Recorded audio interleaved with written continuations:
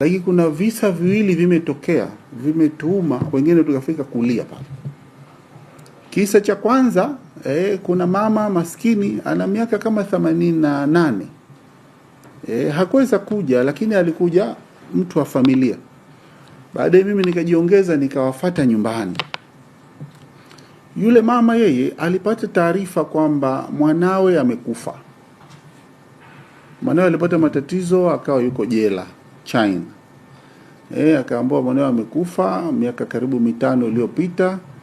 Yule mama akasoma mpaka hitima zote kamaliza na 40 na matanga akaondoshwa. Sasa yule aliyekuja yule ananielezea vile wanataka kujua sasa kama alikuwa na vitu vyake na vitu kama hivyo na nini. Kaambia hebu nipe hizo details zake. Akanipa, kaambia anaitwa fulani, Tanzania anakaa sehemu fulani, mama yake bado yuko hai na mama yake ndo alikuwa tegemeo. Mama yake ndo alikuwa tegemeo. Sasa hivi mama yake hana mtu ataka kumshughulikia. Nasema hili kutoa indhari kwa vijana wale ambao wanafanya mambo ambayo ya kiajabu ajabu, hasa kubeba unga sembe na kuja nao China. Kwa hiyo baada ya kuenda kwenye orodha kuangalia, yule kijana yuko hai. Sema yuko jela huko, ana hudumu kifungo chake. Atatoka 2031. Sasa nani kwenda kumwambia mama wa miaka 88 kwamba mama we mwanao yule ulomsomea hitima na 40 yuko hai. Yaani nawapa picha vitu ambavyo tumekumbana navyo kwenye Sabasaba. Sio biashara tu na elimu, lakini na ile mahusiano ya kijamii yako pale. Kwa hiyo mimi nikawaachia wenyewe na familia. Mimi nilikwenda tu kumsalimia wale mama na nini. Nikamwambia kwa hili huyu mama naogopa. Unaweza kuja kumwambia akaja pinduka hapo.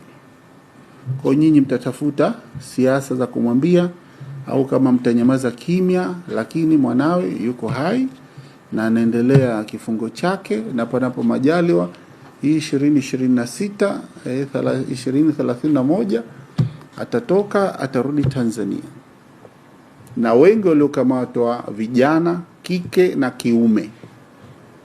Tena imekuwa bahati mbaya sana watoto wa kike na wao wamo kwa nguvu kweli kweli. Atafanya trip 3 4, ananunua vitambaa, atanunua lipstick, atanunua handbags, ya 5 anabeba unga sembe. Na China bwana, huna pa kupita, watakunyaka tu. Kwa sababu wana teknolojia za kisasa. Wewe ukipita pale kuna body temperature, kuna kama corridor fulani ukipita kinakupima body temperature. Unajua ukibeba ule mzigo automatic ile joto linazidi. Na kila ukiweka ule mzigo ule ndio kuna red alert. Inafanya kama wingu linacheza cheza. Si unajua wale wanapeleka wake zao wanawake wanakwenda kufanya ultrasound kama mambo yakiwa mazuri. Habari inakuwa kama ile. Sasa ni wanasi wa Tanzania wenzangu. Hii biashara hii haina mwisho mwema. Kuna wenzetu wako wanaoza kule. Alifungwa miaka 40, alifungwa miaka 50, alifungwa miaka 30. Wengine kwa kujua, wengine kwa kushawishiwa vibaya bila kujua. Tumepeana taarifa changamoto iko wapi, na tumebaini kuna wengine wanatoka mataifa mengine huko. Lakini tu kwa sababu ile biashara ni chain maalum. Sio kama biashara ya ubuyu wa Babu Isa kwamba anafanya mtu mmoja tu. Hapa yuko Kenya na kuweko agent wake, sijui wapi yuko. Kwa hiyo ni nyororo maalum.